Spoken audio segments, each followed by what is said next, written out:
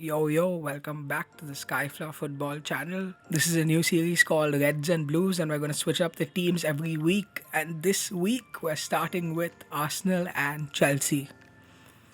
I think if I made this video 2 weeks ago, both teams would have been in quite the opposite predicament that they are now.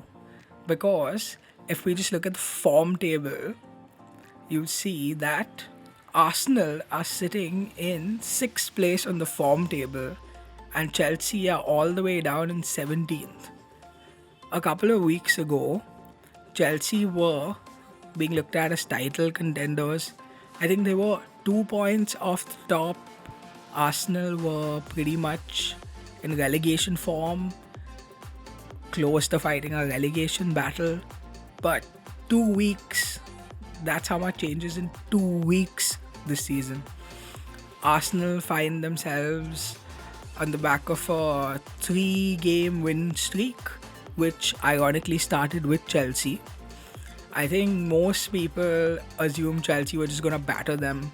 The form Arsenal were in, they were looking terrible. Didn't even look like there was really nothing. There was no fight.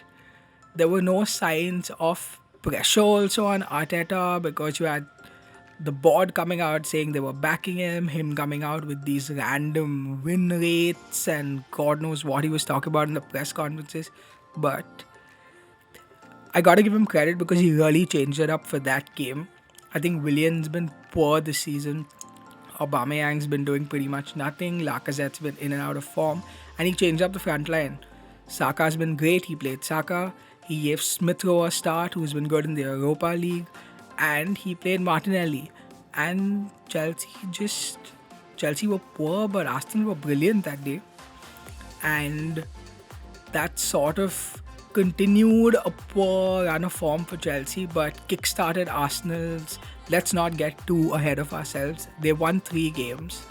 The next 2 games were Brighton and Newcastle. The Brighton game was really close.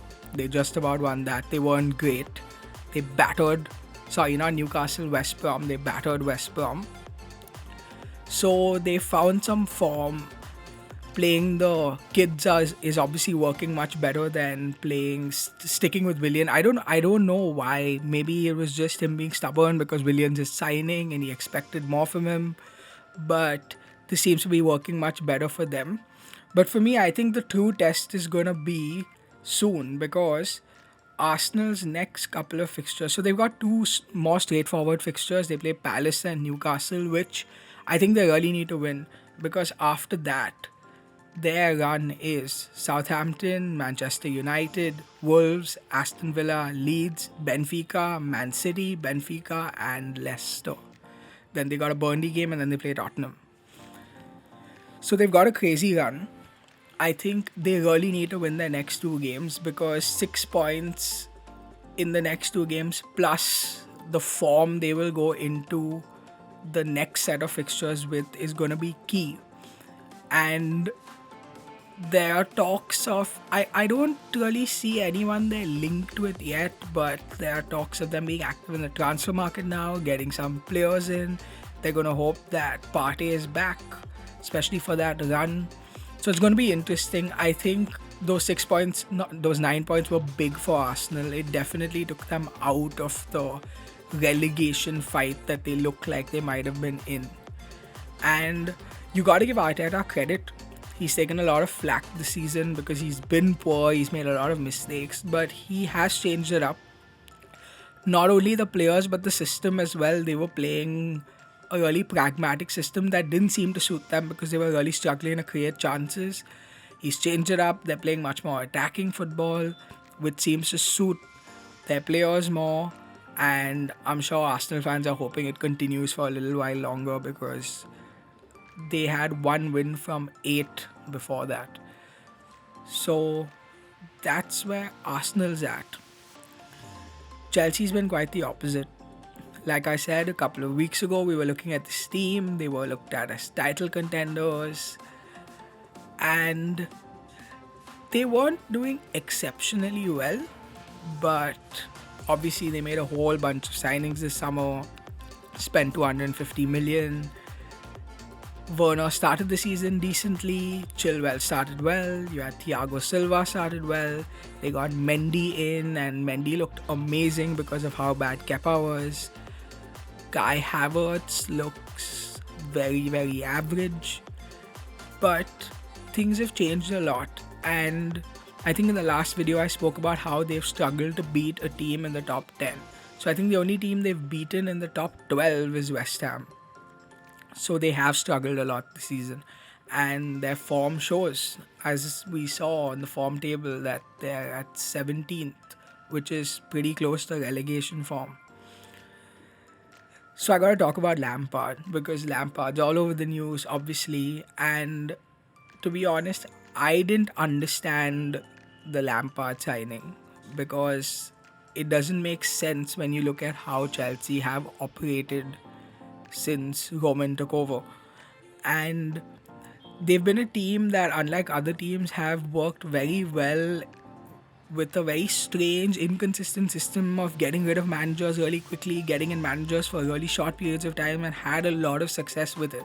Yes, they spend a lot on players, but still, a lot of managers usually have a transition period, and Chelsea seem to have found a way to sort of bypass it almost and win trophies with managers in on a year, 2 years, maybe 3 years, and it's worked out fairly well.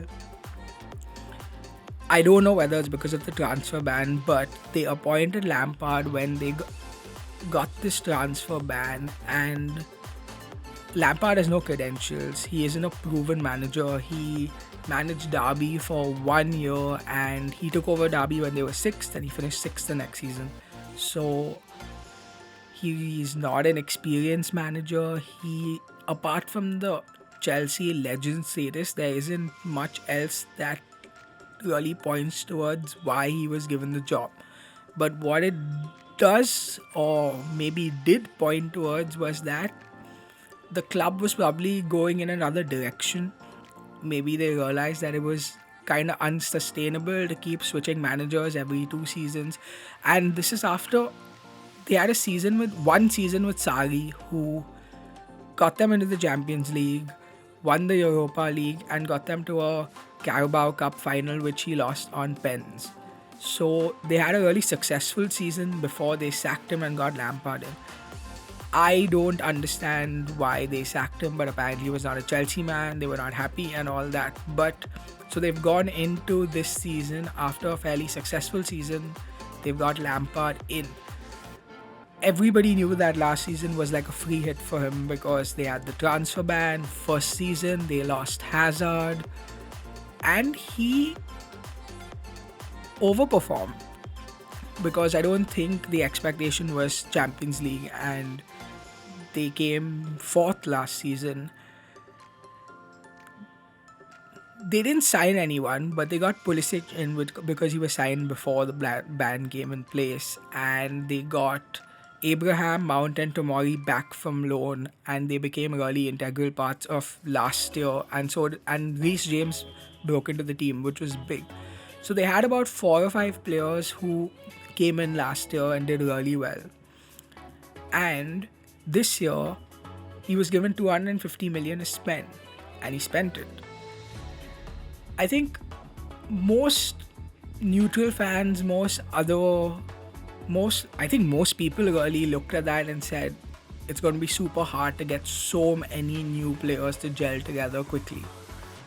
And it didn't look like it was going to be a problem initially because, like I said, a few of them started really well, but you're seeing the problems now.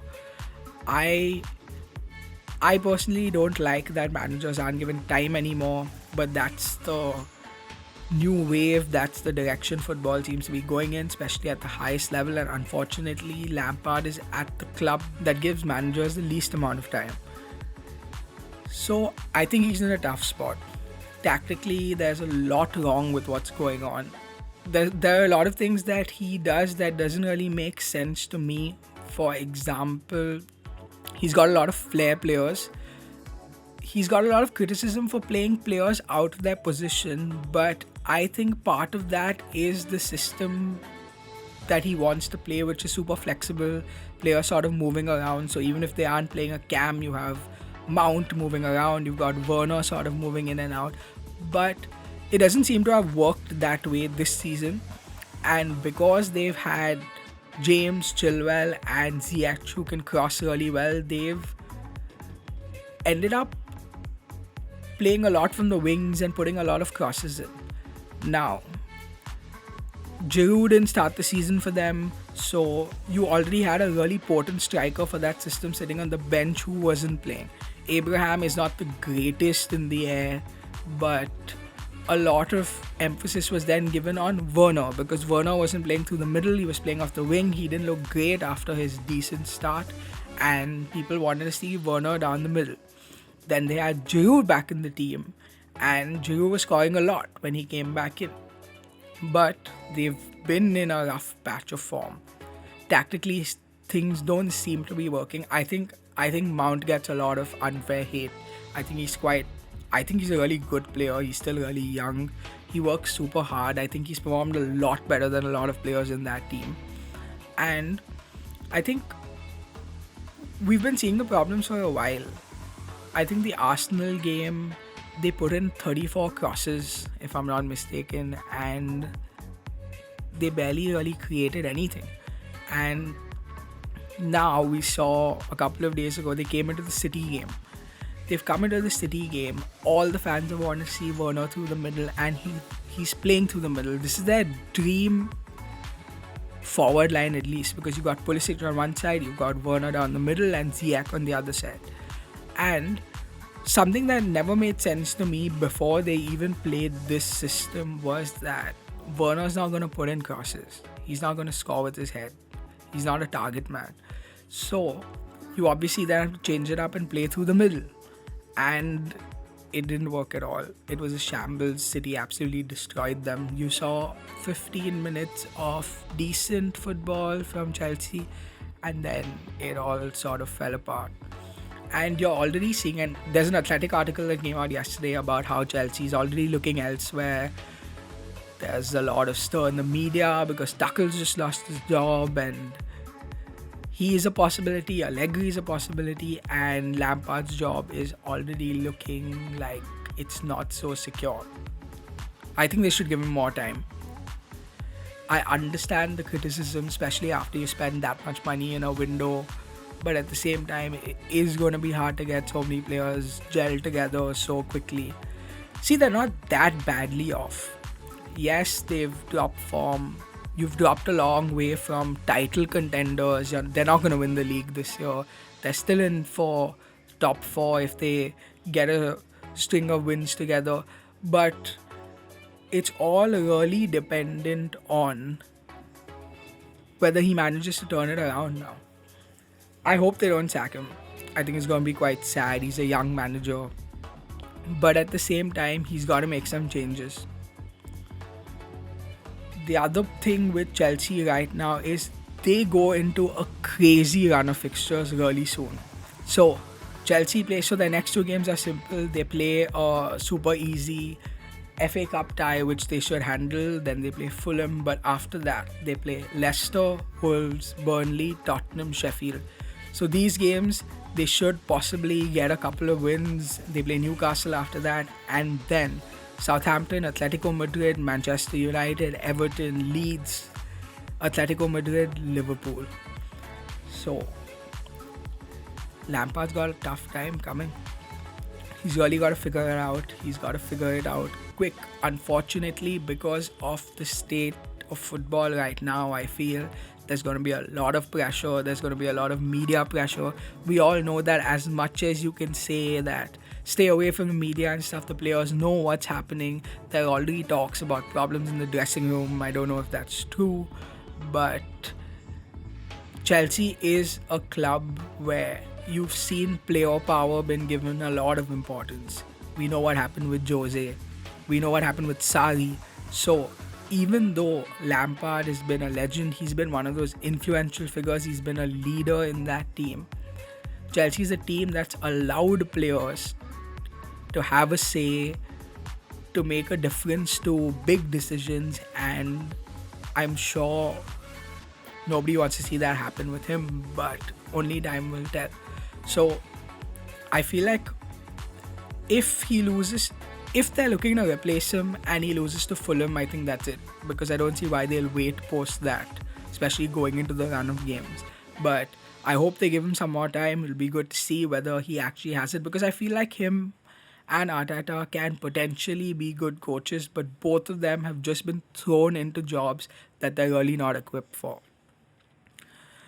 So I'll see you again next week for another Reds and Blues. We'll probably look at the two Manchester clubs next week. And if you like these videos, drop a like and subscribe. And I'll see you at the next one.